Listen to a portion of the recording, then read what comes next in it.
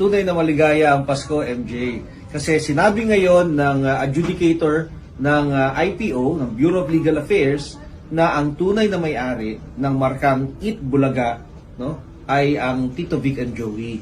Kaya kinansila ng IPO yung trademark registration ng tape para sa pinag-aawayang mark o yung title na Eat Bulaga. So panalo ang Dabarkad sa araw na ito.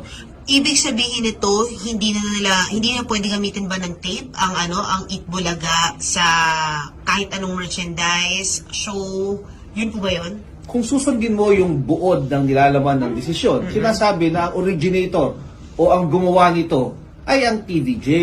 So dapat hindi na nila gamitin. Pero dahil may proseso pa ng apila, maaari sabihin nila na habang ito'y nakaapila, gagamitin pa rin nila.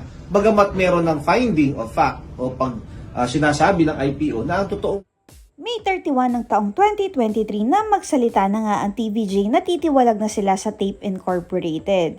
Isa ito sa yumanig ng mundo ng showbiz ngayong taon. Maraming di pinagkasunduan ng tape na pinamumunuan ng mga halusos at TVJ. Fast forward nga today, December 5, 2023, huwagi ang TVJ sa kaso. TVJ pa din ang may karapatan sa Eat Bulaga brand.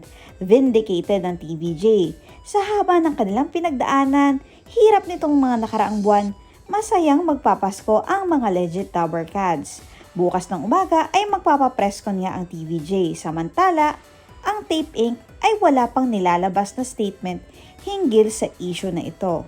Thank you for watching the Daily Entertainment News PH, your daily dose of chika. Don't forget to like, comment, and subscribe.